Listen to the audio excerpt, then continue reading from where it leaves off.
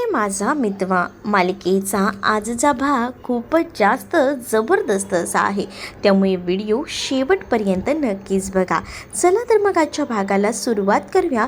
सगळ्यात आधी आपण पाहतो की नम्रताने पूर्ण जेवणाची वगैरे सोय केलेली असते आणि मग नंतर ती विचार करते की चला आता ही सगळ्यांना बोलवायची वेळ झाली आहे, पर्यंत आपलं काम जे आहे ना ते आपण उरकून घेऊया असा विचार करून ना आता तिने पूर्ण तयारी केलेली असते.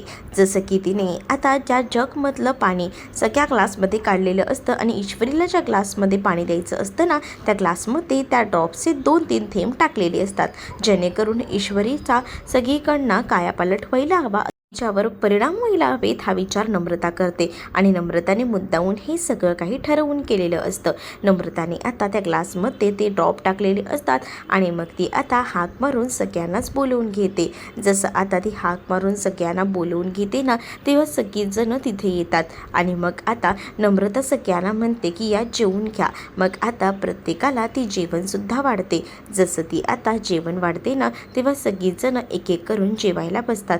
तेच ईश्वरी आता सांगत असते की अर्णव सर म्हणाले आहेत की ते नंतर येणार आहे, थोडं काम चालू आहे ना म्हणून, असाही विचार ना आता ती करू लागते.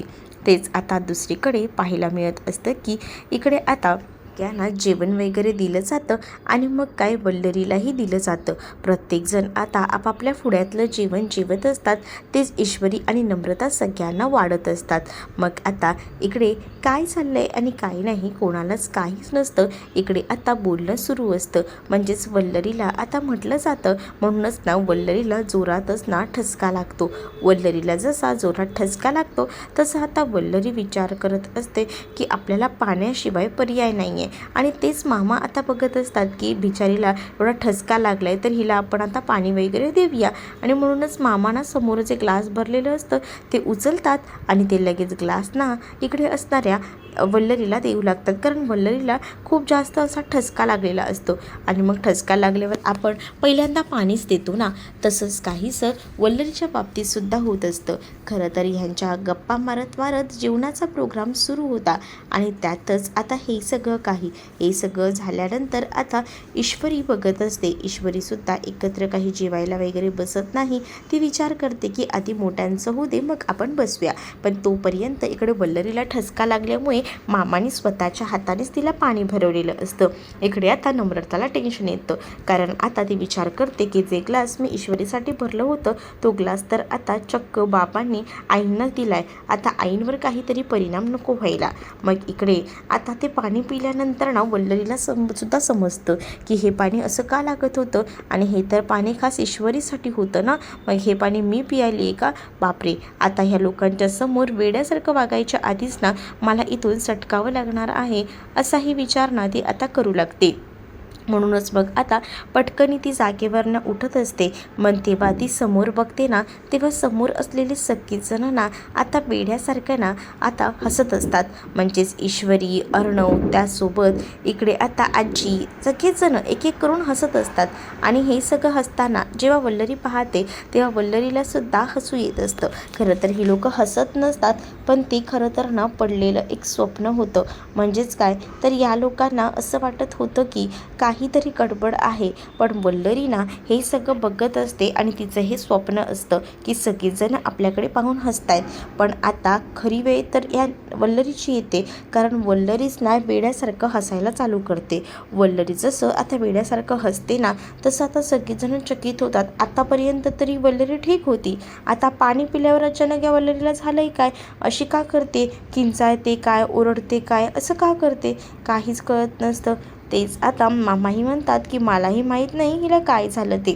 पण आता वल्लरी ना मूर्खासारखी हसत असते, म्हणजे कशाला ताळमेळ नसतो, अगदी वेळ लागल्याप्रमाणे हसत असते.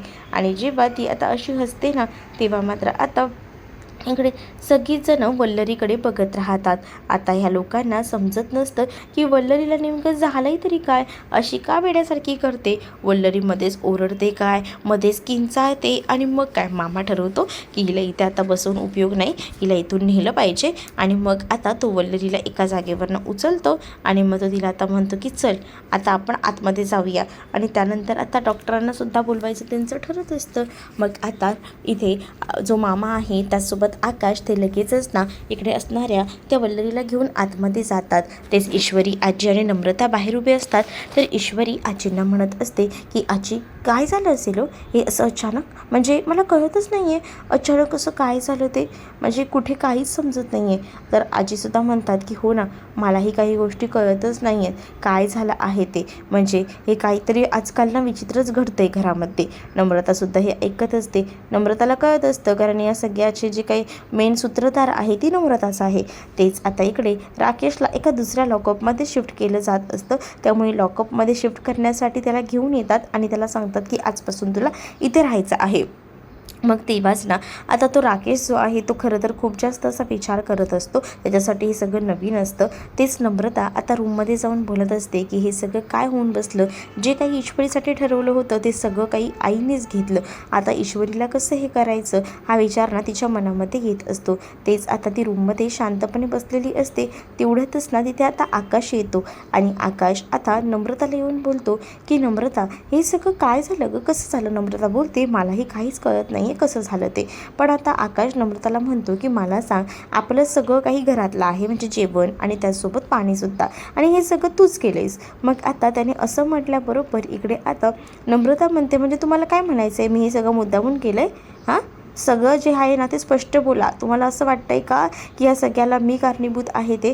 त्यावर आकाश म्हणतो मी असं म्हटलं आहे का, मी तुला फक्त म्हटलं की तू हे सगळं बनवलं आहे तर तुझ्याकडनं काही चूक झाली का, फक्त एवढंच मला विचारायचं होतं, यावर एवढी काही थापतेस, एवढं काय झालं आहे असंही आता म्हटलं जात असतं. तेच आता नम्रता ना आकाशवर चिडते आणि आकाशला म्हणते की तुम्ही काय ठरवलं आहे, म्हणजे सगळ्याची जबाबदारी माझ्यावरच टाकली का, म्हणजे मीच सगळं करते का. तर हा तुमचा गैरसमज आहे. मी काही केलेला नाही आहे आणि प्रत्येक वेळेला तुम्ही ना स्वतःचं कातडं वाचवायचं काय बघता हो, तुम्ही स्वतःचं काय ते बघा ना, म्हणजे त्या अर्णव आणि ईश्वरीकडे बघा जरा, त्या लोकांचं कसं चाललं आहे, काय चाललं आहे आणि तुम्ही काय करताय. म्हणजे माझं म्हणणं एवढंच आहे की तुम्ही असा वेळ वाया घालवू नका, तुम्हीसुद्धा कामाला लागा, कारण कामाला लागण्याची अत्यंत गरज आहे आपल्याला. कारण जर आपण असेच बसलो ना तर आपलं काहीसुद्धा होणार नाही आहे. कारण आहे ना त्या अर्णव ईश्वरी ना मागून येऊन पुढे जात आहेत. आताही बघितलं ना या स्पर्धेमध्ये पहिला नंबर आला त्यांचा आणि आता आपला 3रा नंबर. अहो जरा विचार करा, काहीतरी विचार करून गोष्टी करा, असंही ती आता म्हणत असते. आणि जेव्हा आता या सगळ्या काही गोष्टी ती बोलून दाखवते ना तेव्हा मात्र आता जो आकाश आहे ना तो म्हणत असतो की तू शांतच बस. मला ना आधी असं वाटलं होतं की तुझा आणि त्याचसोबत ना या ईश्वरीचा बॉन्ड आहे ना खूप चांगला आहे, पण खरंच ना या सगळ्यामध्ये ना कुठेतरी चुकलो. मला असं वाटत होतं की सगळं काही व्यवस्थित असेल, पण तू ना ईश्वरीच्या बाबतीत ना खूप जास्त इन्सिक्युअर आहेस. हे तुझ्या बोलण्यात ना वागण्यात ना सरळ आणि स्पष्ट दिसतंय. त्यामुळे मला कळतात काही गोष्टी, असंही आता म्हटलं जात असतं. आणि जेव्हा या सगळ्या काही गोष्टींबद्दल बोललं जातं तेव्हा आता इकडे असणारी नम्रता म्हणत असते म्हणजे तुम्ही थोडक्यात काय सांगताय की हे सगळं काही तुम्ही करताय, म्हणजे या सगळ्यामध्ये मी नाही आहे, बरोबर. मग आता इथे जो आकाश आहे तो चिडलेला असतो, त्यामुळे तो नम्रताला बोलतो आणि नम्रताचं वागणं जे आहे ना ते खरंच इतक्या दिवसापेक्षा खूप जास्त वेगळं वाढत चाललेलं होतं.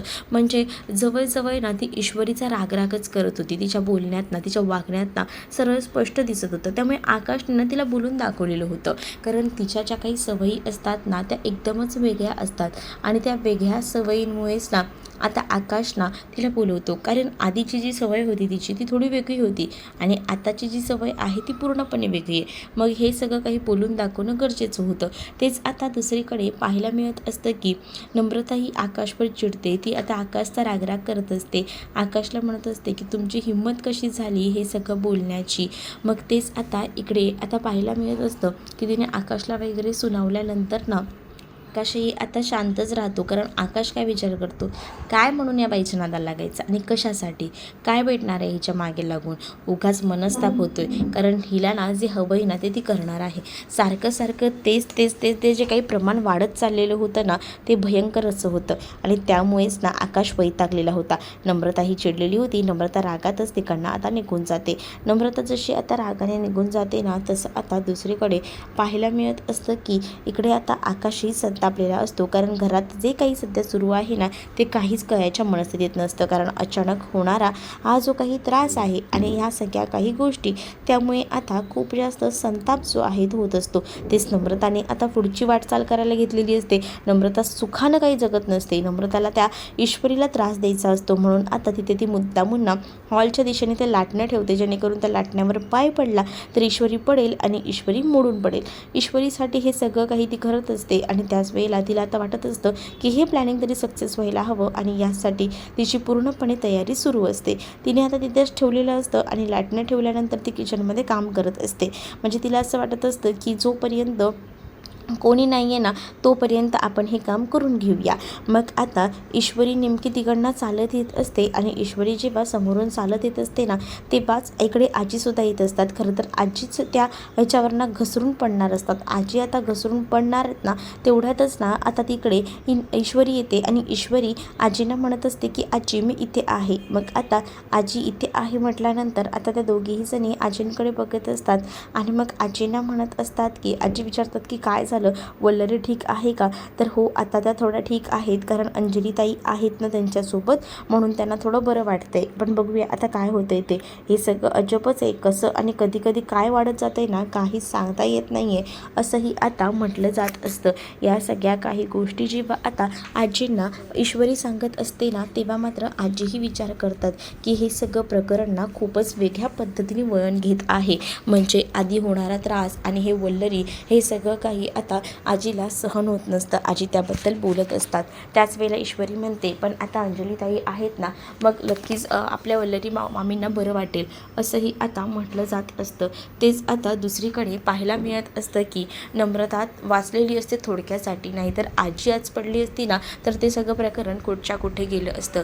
मग तेच आता ईश्वरी म्हणत असते आजींना की आजी तुम्ही आराम करा, तुम्ही काळजी करू नका, जर काही असेल तर मी बघते. असं बोलून ईश्वरी आता चालत असते. ईश्वरीच्या समोरच ना लाटणं असतं. ईश्वरीला काही दिसत नाही आणि आता ईश्वरी चालत असताना ना अचानकपणे तिचा पाय अडकतो आणि ती घसरून पडणारच असते. लाटण्यावर ना घसरून जसं ती पडणार तेच आता अर्णवचं लक्ष असतं. अर्णव फोनवरून ठेवून नुकताच आतमध्ये आलेला असतो आणि जो जसं बघतो तसं तो आता ईश्वरीला पकडतो. पडणारच ते तेव्हाच. मग आता नम्रताचा हा प्लॅन देखील फेल केलेला असतो. नम्रता तर आता खूप जास्त घाबरलेली असते. तिला तर कळतच नसतं की हे सगळं काय आहे. तोपर्यंत ना तिने ते लाटणं ना गायब केलेलं असतं. ईश्वरीला आता अर्णव म्हणत असतो की हे काय आहे मिस इंदौर, किती धडपडेपणा, का आणि कशासाठी हे सगळं काही, असंही आता म्हटलं जात असतं. आणि जेव्हा या सगळ्या काही गोष्टी बोलल्या जातात ना तेव्हा मात्र आता ईश्वरी म्हणत असते की मी काय उगाच धडपडली आहे का? अहो अर्णव सर, माझ्या पायाखाली ना ते लाटणं आलं होतं. अर्णव म्हणतो काय तुझ्या पायाखाली काय आलं होतं? इथे तर काहीच दिसत नाही आहे. मग आता ईश्वरीला खोट्यात पडण्यासाठी नम्रता तर तयारच असते, म्हणून मग आता नम्रताही तिथे जाते आणि नम्रताही आता अर्णव समोर जाऊन बोलत असते की आजकाल ना ईश्वरीला काय होतंय ना काहीच कळत नाही आहे. कुठे काय होतं तरीसुद्धा तिला काहीतरी वाटते. काही गरज नाही आहे, एवढा का त्रास करून घेतेस ग इशू, हां तुला कळतायत का? मग इथे आता या वल्लरीला रूममध्ये आणलं जातं. जसं आता वल्लरीला रूममध्ये आणलं जातं ना तरीसुद्धा वल्लरी हसत असते. त्यावेळेला अंजली वल्लरीला शांत करत असते, पण वल्लरी काही हसायची थांबत नसते. वल्लरीचा जो काही हसण्याचा वेग असतो ना तो आता वाढतच चाललेला असतो. तेच आता अंजली तिला सांगत असते वल्लरीला की जरा झोप ना. मग वल्लरी म्हणते की तुला काहीतरी सांगते कानात, आणि मग ती म्हणते की मला झोपच येत नाही आहे. असं बोलून ती ओरडते. त्याबरोबर अंजलीचे कानसुद्धा आता बसलेले असतात. तेच दुसरीकडे आता वेड्यासारखं वल्लरी हसत असते. तर इकडे आता मामा आणि आकाश यांनासुद्धा काहीच कळत नसतं की हे प्रकरण नेमकं काय आहे. आधी तर ही व्यवस्थित होती, त्यानंतर ही तू बघतोयस ना पाणी पियाली आणि काय झालं, त्या पाण्यामध्ये काय होतं, म्हणजे हे पाणी आपल्या घरातलंच होतं ना. मामाला ना अनेक प्रश्न पडू लागतात, कारण आहे ना हे जर पाणी बाहेरून आलं असेल तर ती सौदामिनी काही करू शकते. सौदामिनीला जर सात्विक पॅशन मिळवायचं असेल ना तर ते सात्विक पॅशन मिळवण्यासाठी सौदामिनी कुठच्याही थराला जाऊ शकते. बहुतेक आहे ना हे सगळं सौदामिनीच केलं आहे. पण मला एक गोष्ट कळत नाही, आपल्या घरातल्या पाण्यामध्ये तिचा कसा संभव आला मला तेच कळत नाही आहे. मला काय वाटतंय माहिती आहे का रे आकाश, की आपल्या घरातलं कोणीतरी बहुतेक तिला सपोर्ट करतं आहे का, ही गोष्ट ना कुठेतरी मामांना संशयास्पद वाटत असते. कारण जर सात्विक फॅशन जे आहे ते एकदाच तिला मिळालं का मग काय, म्हणूनच जर अर्णव ईश्वरी जिंकले आणि त्यांनी सात्विक फॅशन मिळवलं तर काहीतरी प्रॉब्लेम होऊ शकतो. त्यामुळे हे सगळं चाललेलं आहे. तेच आता इकडे जोरात ना वल्लरी ओरडते, मला झोप येत नाही आहे. त्याबरोबर आता मामा दचकतात. मामांना आता दचकायला झालेलं असतं. तेच आता मामांना आकाश म्हणत असतो की तिला झोप येत नाही आहे, पण तुम्हाला झोप येते का तिच्याकडे बघून, काय चाललं आहे काय इकडे मामाचं तर भलतं सुरू असतं. पण मामाने ना संशय मात्र एकदम पक्का ठरवलेला असतो. म्हणजे मामाला ना खरंच डाऊट वाटत असतो की हे सगळं कोणीतरी मुद्दामून घडवून आणते. पण नम्रतानेच हे घडवून आणलेलं असतं हे कळत नसतं. इकडे मात्र वल्लरीच्या डोक्यावर इतके परिणाम होत असतात ना, ती अंजलीच कसं बसं तिला सावरत असते. तेच इकडे आता जसं तिचा आवाज वाढत जातो ना वल्लरीचा, तसं मात्र आता मामा जो आहे तो मात्र आता म्हणत असतो की चल चल आता आपल्याला बाहेर जायला हवं, काही झालं तरी, नाहीतर डॉक्टरांना तरी बोलवायला हवं, काय झाले बघायला हवं हिला, नाहीतर हे असं वेडपटपणा अजूनच हिचा वाढत जाईल. हाही विचार ना आता इथे असणारा मामा करत असतो. आणि मग आता आकाशलाही हसू येत असतं. पण या सगळ्या गोष्टी अशा ज्या काही प्रमाणात होत असतात ना, त्या काहीच कळत नसतात. म्हणजे याआधी त्यांनी कधीच विचार केला नव्हता की हे सगळं असं घडेल. आणि आज जे काही घडत होतं त्यामुळे आता या सगळ्या काही गोष्टी ज्या आहेत ना त्या दिसत होत्या. पण मामाचा संशय तर पक्का 100% खरा होता. कारण मामाला त्या गोष्टी परफेक्ट वाटत होत्या, तशाच घडत होत्या. काहीतरी प्रॉब्लेम आहे हे बरोबर मामाने ओळखलेलं होतं. आता वल्लरीला अंजली कसंबसं आडवं पाडून झोपवू लागते. आता वल्लरीला अंजली कसंबसं झोपवते. कारण आहे ना आता अंजली जी आहे ती स्वतः वैतागलेली असते. एकटी बिचारी त्या वल्लरीला हँडल करत होती. मग आता ती तिला सांगते की मामी प्लीज झोप. मग आता अंजलीलाही टेन्शन येतं. कारण रोज वेगळीच असणारी मामी आज अशी वेड्यासारखी का वागते, काय झालं असेल मामीला, हा विचार ना अंजलीच्या मनामध्ये सारखा येत असतो. तर दुसरीकडे मात्र मामाचा संशय देखील 100% तितकाच खरा होता की हे सगळं कोणीतरी मुद्दामून घडवून आणते इथे. कारण मामांना सरळ आणि स्पष्ट दिसत होतं की हे सगळं का होतंय आणि कशासाठी तेच दुसरीकडे आता ईश्वरी पडणार असते म्हणून अर्णव तिला सावरतो. पण अर्णव तिला म्हणत असतो की अगं आता स्पर्धेतही भाग घ्यायचा आहे, असं धडपडलीस तर कसं चालणार आहे. त्यावर ईश्वरी म्हणते की मी मुद्दामून थोडी धडपडली हो, तिथे काहीतरी होतं ना म्हणून मी पडले ना. मग आता नम्रताही तिथे येऊन म्हणते की काय इशू, कुठे काय आहे आजकाल आहे ना, तुझ्या कामाच्या नादात ना खरंच कुठेच लक्ष नाही आहे बघ. म्हणजे हे धडपडतेस, हे असं सगळं होतंय, त्यापेक्षा तू शांत राहत जा ना, कशाला एवढी धडपड करतेस. आता पण बघ ना तुझ्या पायाखाली काय होतं, उद्या स्पर्धा आहे, तुला डान्समध्ये भाग घ्यायचा आहे आणि जर अशी धडपडापणा केलास तर स्पर्धेत कसा भाग घेशील. असंही आता नम्रता मुद्दामुन्ना अर्णवच्या समोर बोलत असते. अर्णवच्या समोर जेव्हा मुद्दामुन्ना ह्या सगळ्या काही गोष्टी ती बोलते ना, तेव्हा मात्र आता अर्णवही नम्रताच्या सपोर्टला असतो. हे सगळं नम्रता मुद्दामून बोलत असते. कारण तिला आता असं वाटत असतं निदान अर्णव तरी आपल्या बाजूने, आपण त्याच्याबद्दल असं काही बोललं तर तो आपल्याबद्दल पॉझिटिव्ह विचार करेल, असाच विचार ना इथे असणारी ही नम्रता करत असते. मग आता ईश्वरी खाली बघत असते. कारण ईश्वरीने बघितलेलं होतं तिच्या पायाला स्वतःला स्पर्श झालेला होता की लाटणं होतं. पण आता ते लाटणं गायब झाल्यामुळे ना ईश्वरीसुद्धा शांत राहते. कारण ईश्वरीला दाखवायला काही नसतं ना, आणि तिचा मात्र ना तिच्या बहिणीवर खूप जास्त विश्वास असतो, म्हणजेच नम्रतावर. नम्रता तरी खोटं कशाला बोलेल असाही विचार ना आता ती करत असते. तेच आता अर्णव म्हणत असतो की चल आता ईश्वरी रूममध्ये चल, आपल्याला पुढचं सुद्धा काहीतरी नियोजन करायला हवं. तेच आता ईश्वरीला जेव्हा अर्णव तसं बोलतो तेव्हा मात्र आता अर्णव आणि ईश्वरी हे दोघंही जण ना रूममध्ये जायला निघतात. तेच आता इकडे नम्रता ही खूपच जास्त एकदम स्ट्रेसमध्ये असते. कारण तिचं ना सगळेच प्लॅन फ्लॉप होत असतात. आधी बरेच प्लॅन केलेले होतात तेही सगळे बिघडलेले असतात आणि आताही. मग तिला कळतच नसतं की ईश्वरीला कसं काय हे करावं, शांत बसवावं. त्यामुळे ना आता तिचं डोकं फिरलेलं असतं. ती विचार करत असते की बघितलं का आकाशचं काय चाललंय, आकाश फक्त स्वतःचंच खरं करतात आणि इथे हे लोक तर बघितलं लोक तर ना खरंच ना तयारीला सुद्धा लागलेत, पण आकाशचं काय चाललंय खरंच असा विचार नम्रता करते. ईश्वरी आता रूममध्ये येते. ईश्वरी आणि अर्णव हे दोघंही जण असतात. मग अर्णव म्हणत असतो की तू काय ठरवलंय, कोणता डान्स फॉर्म करणार आहेस. ईश्वरी म्हणते की मलाही कळत नाही आहे. अर्णव म्हणतो की थांब आपण बघूया. मग ईश्वरीला तो काही डान्सच्या व्हरायटी सांगत असतो, कारण का इंटरनॅशनल डान्स कॉम्पिटिशन आहे, त्यामुळे तसाच डान्स द्यायला हवा. पण इकडे आता ईश्वरी म्हणत असते की नाही अर्णव सर, इंटरनॅशनल आहे म्हटल्यावर आपण आहे ना आपल्या मातीतलं काहीतरी सादर करूया असं मला वाटतं. मग अर्णव म्हणतो की काय सादर करायचं आहे तुला. मग ईश्वरी म्हणते भरतनाट्यम. मग अर्णव थोडा विचार करतो, त्याच्यामध्ये सुद्धा प्रकार आहेतच की, आपण थोडं बघूया. मग आता थोडं ते स्क्रोलिंग करत असतात मोबाईलवर की काही सापडते का वेगळं डान्स वगैरे. तेव्हाच ना अर्णवला एक व्हिडिओ सापडतो. अर्णव म्हणत असतो की अशा पद्धतीने डान्स तू करू शकतेस. मग ईश्वरी म्हणते की हो, आणि तसेही ईश्वरीना लहान असताना डान्स करायची, त्यानंतर आता तिचा खूप जास्त सवय मोडला होता डान्सिंगचा, त्यामुळे तिला आता काही सध्याला ते काही डान्स वगैरे जमत नव्हतं, आणि त्यामुळेच ती थोडासा आता विचार करत होते की कसं करायचं, काय करायचं. आता अर्णवने ईश्वरीला व्हिडिओ दाखवलाय म्हटल्यावर अर्णव आता गाणं लावतो आणि ईश्वरीला म्हणतो की तू डान्स फॉर्म करून दाखव, आपण बघूया कोणती स्टेप कशी बसते. कारण का आतापासून जर आपण प्रॅक्टिस केली नाही तर आपला डान्स जो आहे तो परफेक्ट बसणार नाही.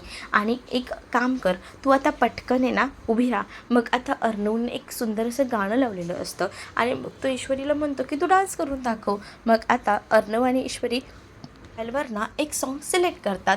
जसं त्यांनी एक सॉन्ग सिलेक्ट केलेलं असतं ना, तसं आता ईश्वरीला अर्णव सांगतो की चल आता हे सॉन्ग झालेलं आहे सिलेक्ट, याच सॉन्गवर आता आपण डान्स करूया. ईश्वरी म्हणते की जमेल का मला. अर्णव म्हणतो जमणार ना तुला, त्याशिवाय आपण डान्स प्रॅक्टिस करतोय का, मला सांग की तुला डान्स जमतो म्हणूनच आपण हे सिलेक्ट केले की आपण डान्स करून काहीतरी हटके करून दाखवणार आहोत, मग चल ना. मग आता ईश्वरी उभी राहते. ईश्वरीने पोज घेतलेली असते. ईश्वरी उभी राहते आणि ईश्वरी डान्स करत असते. ईश्वरी डान्स करत असताना ज्या पोजेस असतात ना त्या भरतनाट्यमच्या असतात.